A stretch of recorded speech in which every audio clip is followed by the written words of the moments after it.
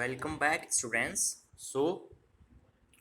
As you know that in our last video we have completed our initial stanza. I mean to say we have completed our first stanza. हम अपना पहला stanza complete कर चुके हैं हमारी last video में.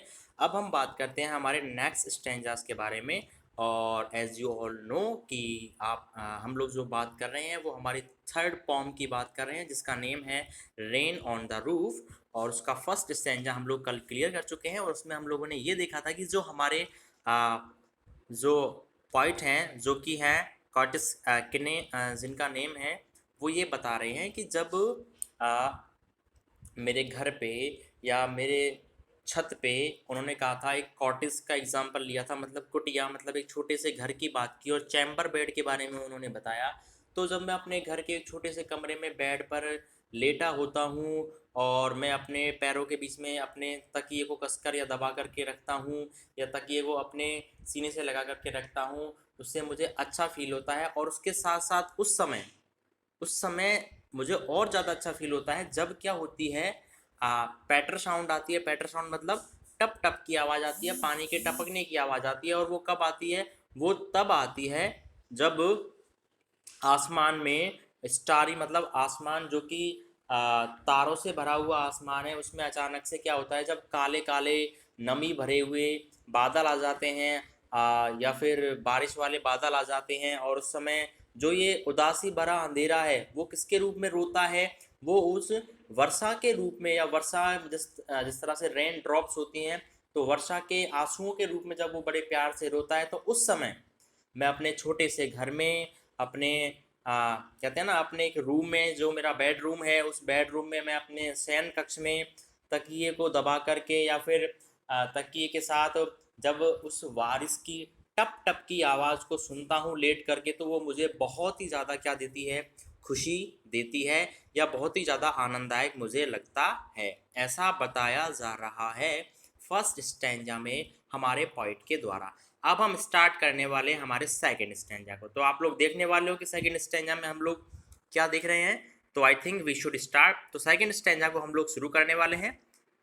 जैसा कि आप लोग देखेंगे, every tinkle on the singles. Every tinkle on the singles. Tinkle मतलब होता है जैसे टिंकल होता है ना, टन टन की जो आवाज़ आती है, टन टन की आवाज़, ठीक है ना. तो उसका यूज हुआ है एवरी टिंकल, मतलब हर बार जब वो टन टन की आवाज़ आती है.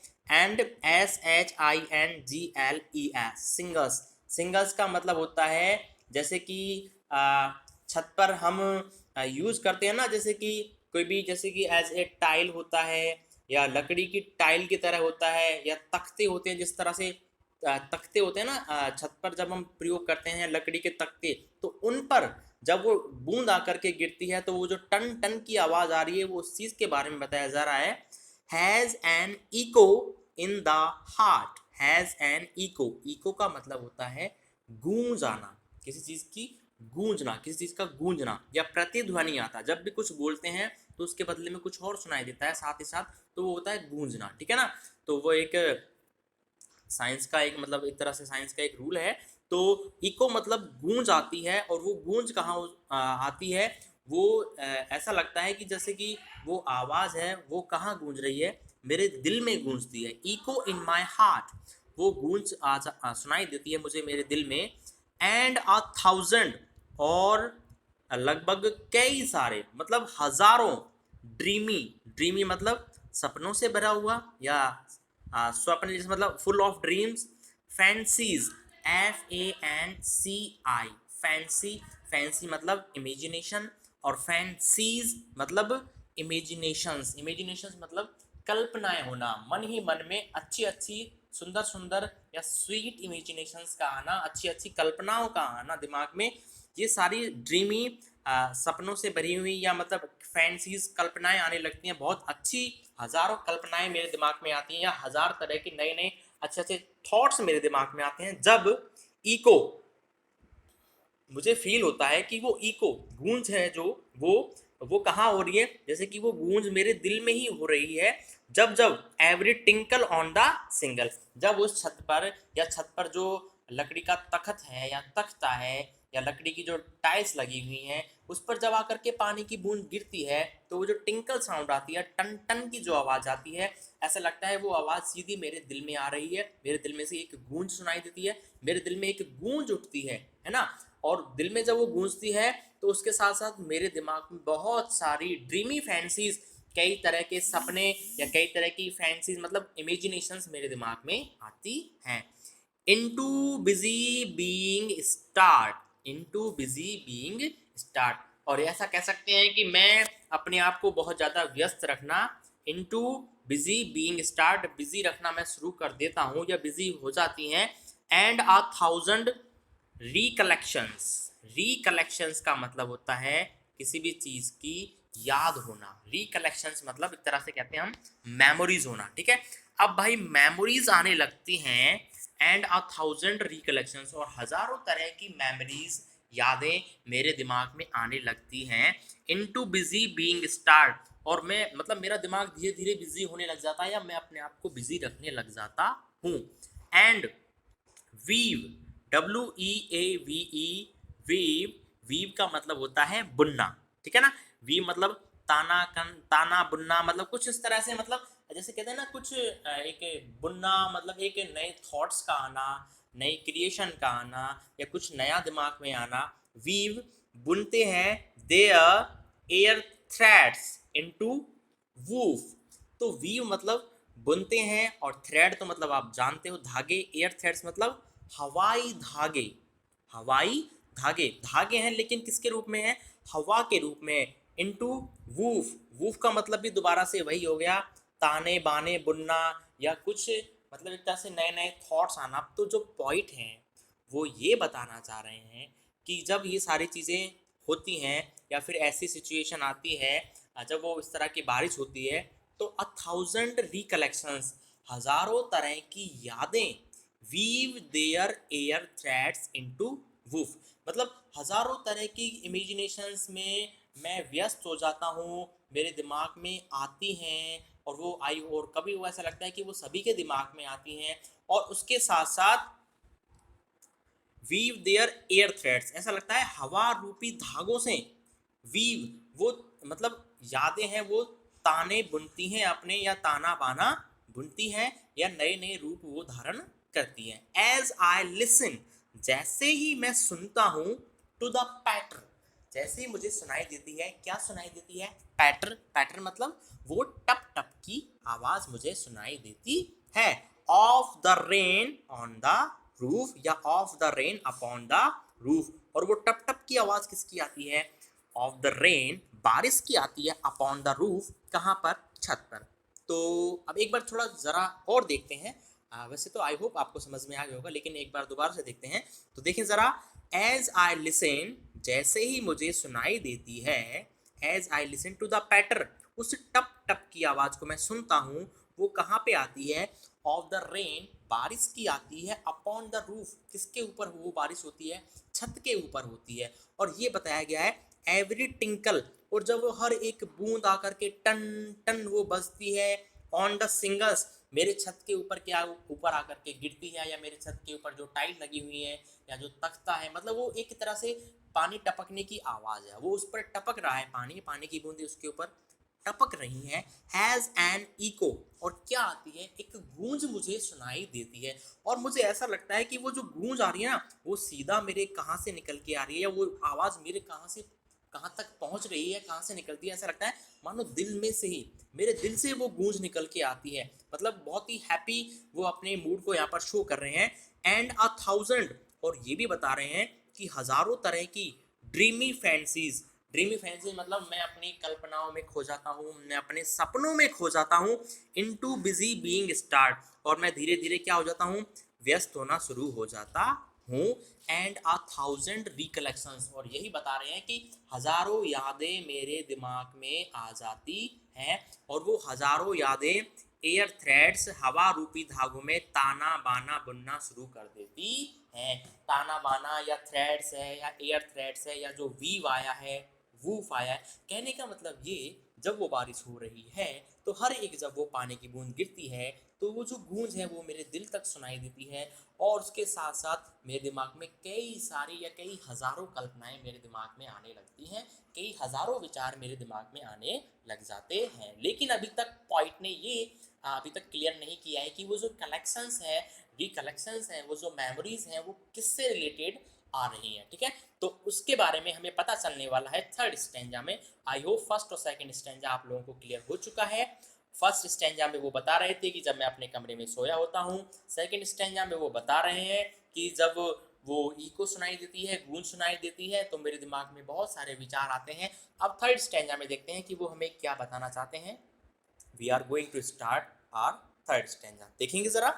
नाउ इन मेमोरी, और अब याद में, इन मेमोरी, मेरी याद में, कम्स माई मदर। अच्छा, तो वो अपनी माँ की बात कर रहे हैं। तो यहाँ पर एक बहुत ही पवित्र या बहुत ही सुंदर माँ बेटे का जो कनेक्शन है, संबंध है, उसको दिखाया जा रहा है, उसको दर्शाया जा रहा है। तो वो the point is trying to show that कि just feelings about his mother और द लाइक द रिकलेक्शंस, तो वो यादें वो किसकी होती हैं या किससे जुड़ी हुई होती हैं भाई। As in memory comes my mother, तो वो कह रहे हैं कि जब ऐसी बारिश होती है ना, वो इको आती है, टप टप की आवाज़ आती है, तो मेरे दिमाग में, मेरी इमेजिनेशंस में, मेरी याद में, मेरी मेमोरी में मेरी माताजी आ जाती हैं।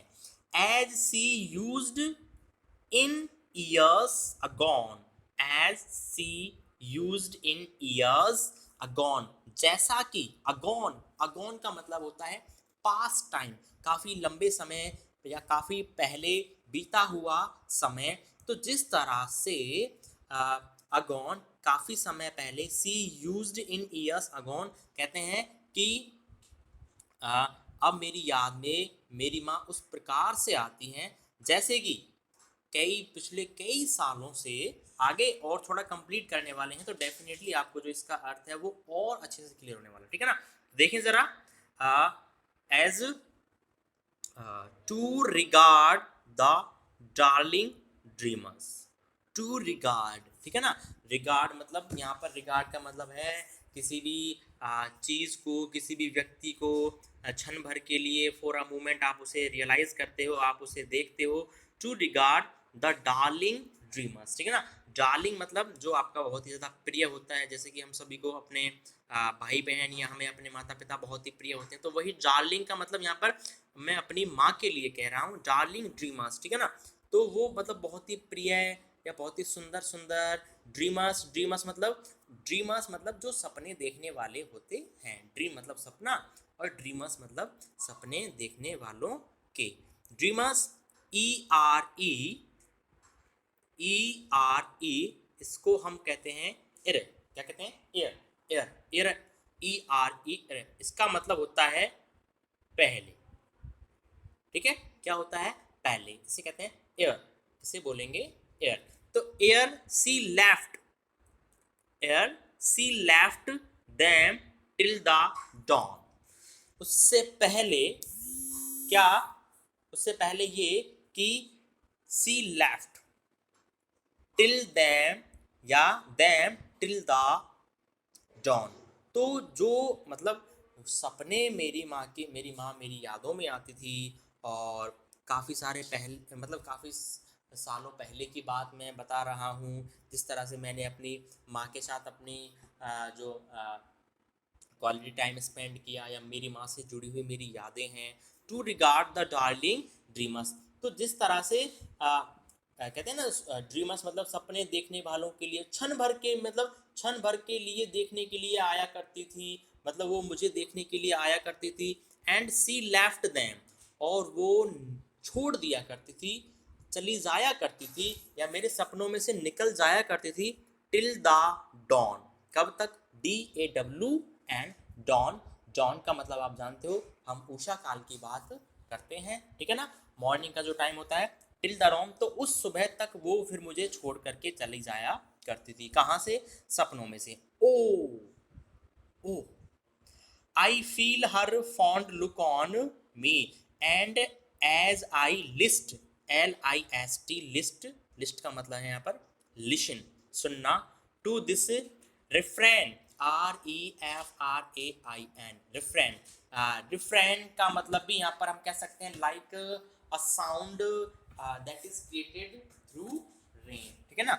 तो वर्षा के माध्यम से जो ध्वनि आती है उसकी बात कर रहे हैं, refrain, which is played upon the singers, which is played upon the singers, जो कि कहाँ मतलब played upon the singers, singers का मतलब दोबारा से वही आ गया कि जब मैं इस वर्षा की आवाज़ को सुनता हूँ जो कि मेरे छत पर आकर के या छत पर टप टप गिरने से जो उत्पन्न होती है, by the patter of the rain, उस टप टप की आवाज़ से जो आवाज़ मुझे सुनाई देती है। अब इस चीज़ को एक बार दोबारा से देखने वाले हैं, हो सकता है आपको ये स्टैंजा कम समझ में आया हो, लेकिन दोबारा एक थोड़ा अच्छे से देखते हैं तो डेफिनेटली और बेटर क्लियर होने वाला है। तो एक चीज़ तो क्लियर है कि यहाँ पर जो हमारे पॉइंट हैं वो ये कह रहे हैं कि मेरी यादों में कौन आ जाती है, मेरी माँ मेरी यादों में आ जाती है। जैसा कि सी यूज्ड इन ईयर्स अगॉन, जैसा कि कह सकते हैं कि मेरी स्मृति में मेरी जो माँ है उस प्रकार से आ जाती हैं, उस प्रकार से आती हैं जिस प्रकार से वह पिछले कई सालों से, वो पिछले कई सालों से मेरे सपनों में आ जाया करती थी, या फिर कुछ मोमेंट्स के लिए मेरे सपनों में आ जाया करती थी, और वो सुबह होने से पहले पहले उन्हें उन्हें मतलब उन सपनों को छोड़ करके चली जाया करती थी। मतलब वो अपनी माँ को सिर्फ अपने सपनों में ही देख पा रहे हैं, माँ को अपने सपनों में ही याद रख पा रहे हैं। और मुझे आश्चर्य इस बात का है कि मैं जैसे ही मेरी माँ की जो नज़र है वो मेरे ऊपर पड़ती थी, जो मतलब बहुत ही प्यार भरी नज़र, मेरी माँ की मेरी बहुत प्यार भरी नज़र जैसे ही मेरे ऊपर गिरती थी, तो उसी प्रकार का, जैसे मेरी माँ बड़े प्यार से मुझको देखा करती थी ना, बिल्कुल वही वाली फीलिंग, उसी प्रकार का फीलिंग या उसी प्रकार का एक्सपीरियंस मुझे होता है जब जब मैं इस वर्षा की आवाज़ को सुनता हूँ। जब जब मैं इस वर्षा की आवाज़ को सुनता हूँ, मैं इस रेन साउंड को सुनता हूँ जो कि मेरे छत पर टप टप गिरने से उत्पन्न होती है, तो उस समय मुझे बिल्कुल ऐसा ही फील होता है जैसे कि मेरी माँ मेरी तरफ बड़े प्यार से देख रही है, और मेरे सपनों में मेरी माँ ही आती है, और उसके साथ साथ वो मुझे सपनों में बहुत ज़्यादा प्यार करती है। और ये सब कुछ, जब ये सब कुछ होता है, इस तरह का इन्वायरमेंट क्रिएट होता है, तो मुझे बहुत ज़्यादा खुशी होती है, ठीक है ना। तो एक बात तो यहाँ पर क्लियर हो चुकी है कि जो हमारे पॉइंट हैं उनकी जो माँ है वो शायद अब इस दुनिया में नहीं रही है, लेकिन वो अपनी माँ को उस सुंदर इंसिडेंट में ही याद रखते हैं। तो वो बताते हैं कि जिस तरह से यहाँ पर बात की गई है डार्लिंग ड्रीमर्स की, तो डार्लिंग ड्रीमर्स मतलब बच्चों, जैसे हम जब छोटे बच्चे होते हैं तो हमारे दिमाग में मतलब नए नए मतलब या फिर हम नए नए ड्रीम्स आते हैं, नए नए सपने आते हैं, उनको हम लोग शेयर करते हैं। तो मतलब जो बच्चे होते हैं वो सपने देखते हैं, अच्छे अच्छे सपने, हालांकि सपने सभी को आते हैं, लेकिन जो हम कह सकते हैं कि प्यारे प्यारे बच्चे जो होते हैं, जो स्वीट चिल्ड्रन होते हैं, तो उनके दिमाग में बहुत अच्छे अच्छे थॉट्स आते हैं, बहुत अच्छे अच्छे सपने आते हैं। तो उसी प्रकार की फीलिंग मुझे आती है, बहुत ही ग्रेट जॉय मैं फील करता हूँ जब बारिश की ध्वनि मेरे छत पर आकर के टप टप की आवाज़ आती है, तो मुझे मेरी माँ की याद आ जाती है और मैं अपनी माँ को मिस करता हूँ। लेकिन उसके साथ साथ ऐसा भी लगता है कि जैसे मेरी माँ मेरे साथ हमेशा के लिए बनी हुई है, और जैसे कि वो मुझे बड़े प्यार से देख रही है। तो ये एक इम्पॉर्टेंट मैसेज था जो कि अब हमारे पॉइंट हमसे शेयर करने वाले हैं, हमारे या शेयर कर रहे हैं अपनी इस फॉर्म से।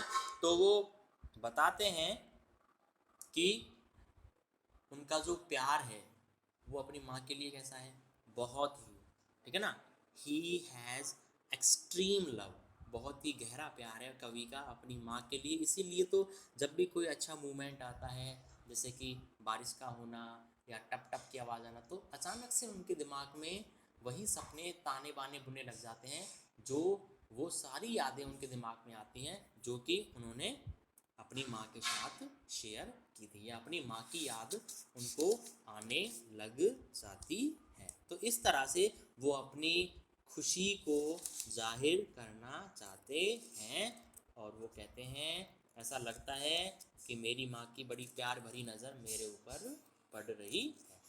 तो आई होप कि अब आप लोगों को ये पॉम क्लियर हो चुकी है।